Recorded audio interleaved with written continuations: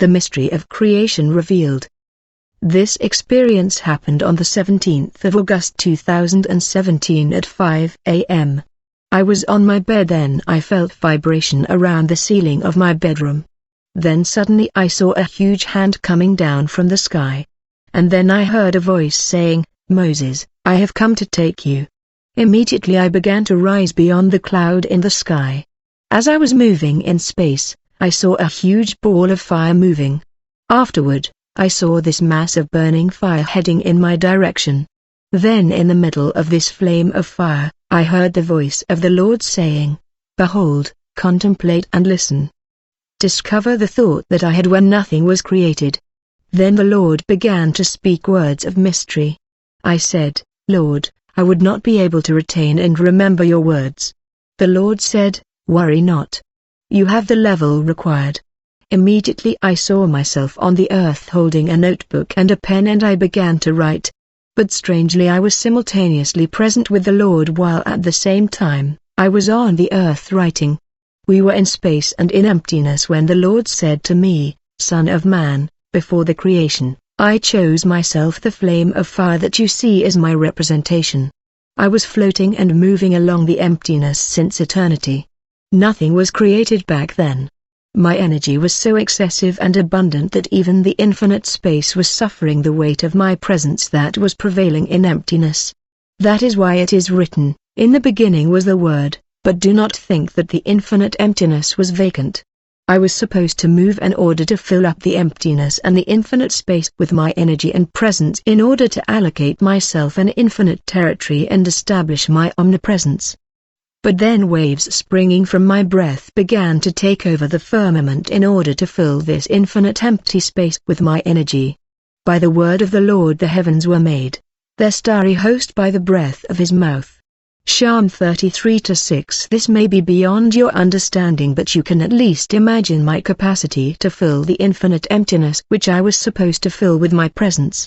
This is how the firmament was seized and filled with my presence. It is after filling the infinite emptiness of the firmament with my presence that I said, "Let there be light." Gen 1-3. I did not necessarily need a luminous source because this energy was already available in order to produce high-voltage electricity.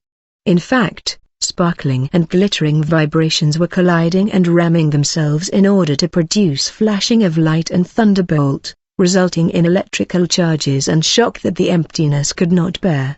As a result, metallic sounds were reverberating and repeating themselves continuously because of the intensity of electricity. I had to equilibrate these reverberations in interventions as Jehovah Shalom. It is at that moment that thoughts began to renew in my spirit. I was saying in myself that if only a universe could exist so that they can be seized by these energies. If only heaven could be in order to be affected by these energies. If only nature can appear in order to be seized by these energies. I said in me, it is time to create so that my electrical energy can be incarnated in my work. Be careful, all of the works of my creation are energetic. They incarnate my energetic potentiality. That is why in the past, my appearances in the Bible were in fiery flames up to the day of Pentecost. And in every manifestation of fire, I was incorporating my energy in my people. If there is an orbit or ring of fire above your head, it is to indicate to you that you are full of energy that is producing electricity in you. That is why I told you when I was in the flesh that you are the light of the world. Matthew 5:14. In the time of creation, I wanted to suspend everything in space where there is no need of support.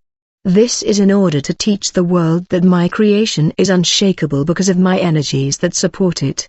Understand, O Son of Man, that everything that is created, whether visible or invisible, have an energetic foundation.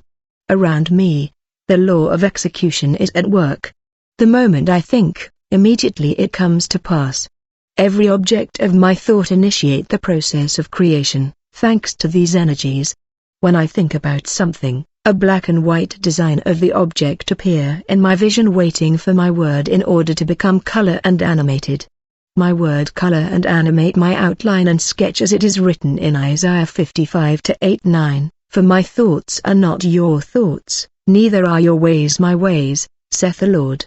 For as the heavens are higher than the earth, so are my ways higher than your ways, and my thoughts than your thoughts.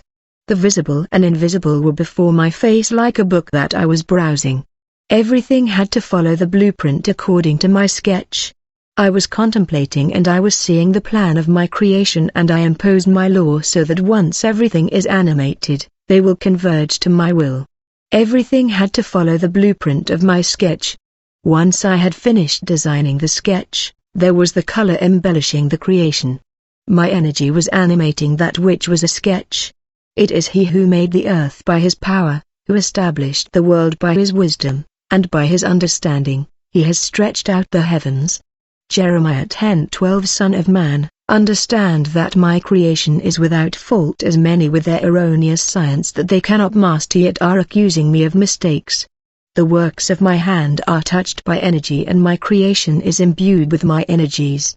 In the beginning, God created the heavens and the earth. Now the earth was formless and empty, darkness was over the surface of the deep, and the Spirit of God was hovering over the waters.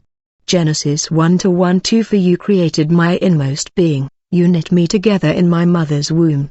I praise you because I am fearfully and wonderfully made, your works are wonderful, I know that full well.